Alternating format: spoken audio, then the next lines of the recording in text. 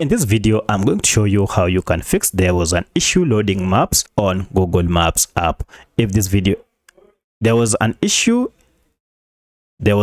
loading maps error on Google Maps app. If this video helps, please like and subscribe to this channel. Alright, so if you've tried severally and the app isn't loading the maps, then there are quite a number of steps you can take to fix this problem. In the first step, we want to troubleshoot the app to fix this. In the first method, make sure your data is turned on or you are connected to a stable internet network. However, if internet connection is not your problem, then we need to troubleshoot the app. To do so, first go to your phone and look for settings, and from settings look for apps. Now under apps, look for this option called manage apps or all apps. This will list all the apps you have on your phone.